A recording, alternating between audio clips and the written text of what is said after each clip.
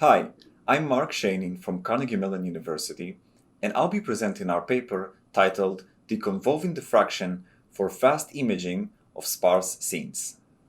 In this work, we focus on a class of computer vision applications where the goal is to capture high-speed videos of sparse scenes. By sparse scenes, I'm talking about applications where the scene points of interest occupy the image plane very sparsely. In these applications, capturing the full 2D sensor for every frame is wasteful and limits the maximum achievable frame rate. This is because the maximum frame rate of our camera is limited by the bandwidth that is required to read out, digitize, transfer, and store the large volume of pixel data. So what can we do about these scenes? Well, most cameras allow a higher frame rate by only reading out pixels from a predefined region of interest. But this doesn't really help us here because points outside the ROI would be missed. Event cameras, which are cameras designed to measure changes of intensities, are fast enough, but they typically have low spatial resolutions and low field factors because of the additional electronics needed per pixel. A different approach is to capture a small portion of the full image at high frame rates, but compensating for the point's locality by optically spreading the incident light for every scene point such that it hits a large part of the sensor plane. Then, the full resolution image is decoded from these sparse measurements.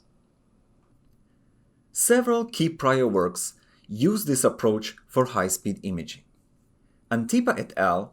Place a diffuser in front of a bare sensor and sample the resulting acoustic pattern using the rows of a rolling shutter sensor. But their method is unable to encode the entire scene all at once due to a time-varying field of view created by the aperture. And so, their method can miss the fast motion of points outside the time-varying field of view. Weinberg and Katz had the insight that placing the diffuser at the pupil plane will create a speckle PSF on the image plane, which can then be sampled by the rolling shutter sensor.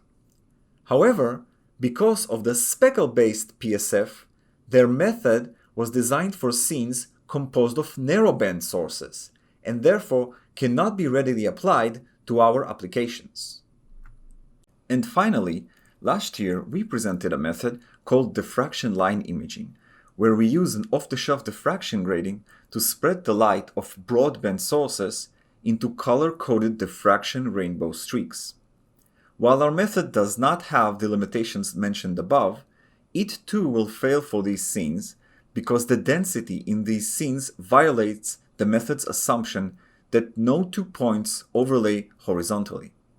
In this work, we extend our prior method to a new class of significantly denser scenes.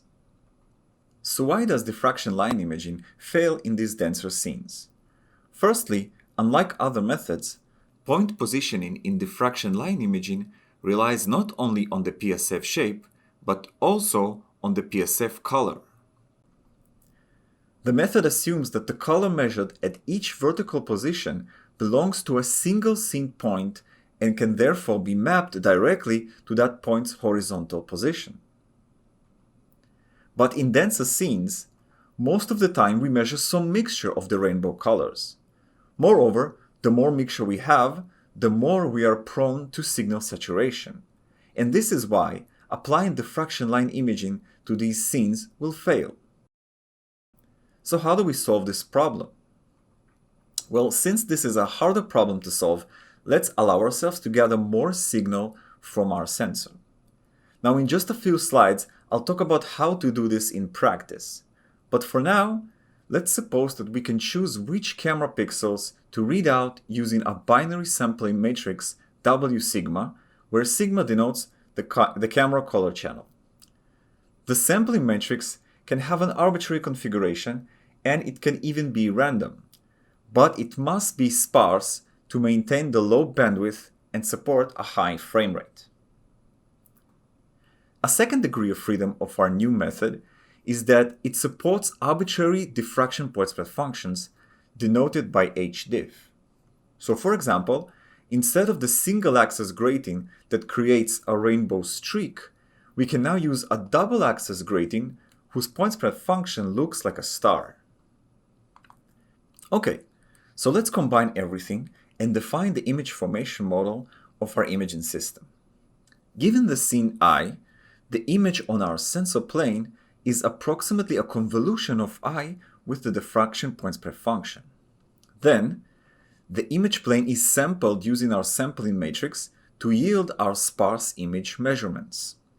By the way, this type of vertical sampling is in fact possible with many machine vision cameras. It's done by defining multiple ROIs, and then the camera image is the concatenation of these ROIs. So now that we have a forward model, we can use it to solve an inverse problem. So, we seek an image that when convolved with our PSF and sampled with our sampling matrix, best approximate our measurements while also being relatively sparse. This is a commonly used convex optimization problem which can be solved using readily available software packages. So far, we assume that there is a single known PSF that describes the scene. But general scenes can have a variety of sources, each emitting or reflecting a different spectrum, like this scene which has 4 LEDs with different colors. In this experiment, we used a double-axis diffraction grating, and so the point spread function of each LED is a star, having a slightly different spectrum. In such cases, we model the reflectance spectrum of each scene point as a linear combination of K reflectance spectra. Then, we extend the image formation model and the inverse problem for a dictionary of K point spread functions, and recover the sparse scene contributions per source spectrum K. Notice that in this scene, we not only recover the LED positions, but also get the LED color. So before we get to the results, I'm going to mention another piece of the puzzle which I will not have time to present here. Some of you might be asking the question, given a sensor sampling and the point spread function, am I guaranteed to recover a point everywhere in the field of view? And if not, then where? Or to rephrase this as a system design question, given a certain PSF, how should we determine the sensor sampling, since the sampling determines both the recoverable domain and the maximum frame rate? Well, these are hard questions to answer for the general case, but in the paper, we do answer both for the special case of a single-axis diffraction grating sampled with vertical ROIs. Let's see some experimental results, and let's start by looking at some motion capture experiments.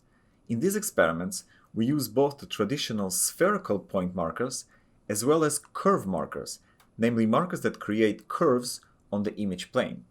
These curves cause many signal overlays which break the no overlay assumption of our prior work.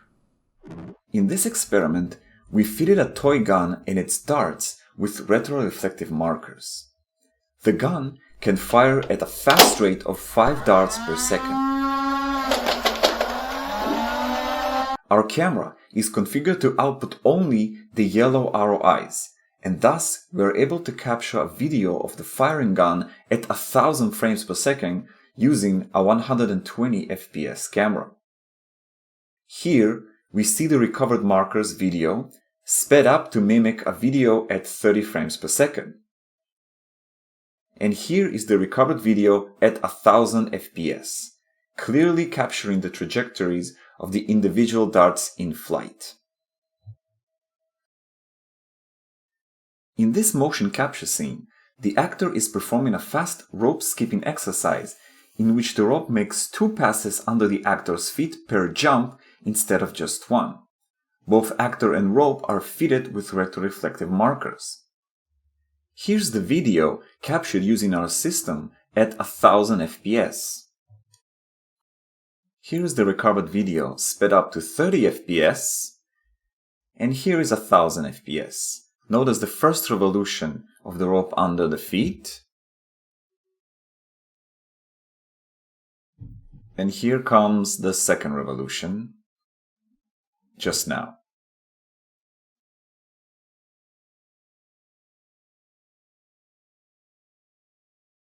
In this experiment, the actor is wearing a Tron-like suit that outlines his skeleton. Here's the recovered 1000 FPS video of the markers. Notice again that the actor is swinging the rope 2 times under his feet for every jump. This is a fast exercise that doesn't always go well. In this experiment, we use our system for particle image velocimetry, whose goal is to reconstruct the water flow in the tank. Here's a video of the white tracer particles in the water tank captured with our system at 1000 FPS. And here's the recovered video of the 2D projection of the particles' 3D flow at 1000 FPS. Here's another video where the sensor subsampling is higher, which enables a higher frame rate of 2000 FPS. And here is the recovered video at 2000 FPS. Lastly, we show an example where we recover a high-speed video of combustible particles generated from a sparkler.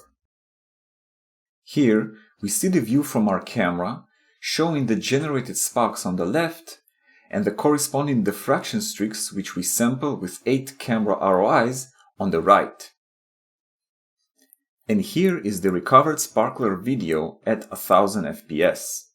Observe how some of the sparks collide with the floor on the bottom left and then further disperse upon impact. Please check out our project page for more details and additional results, and thank you for listening.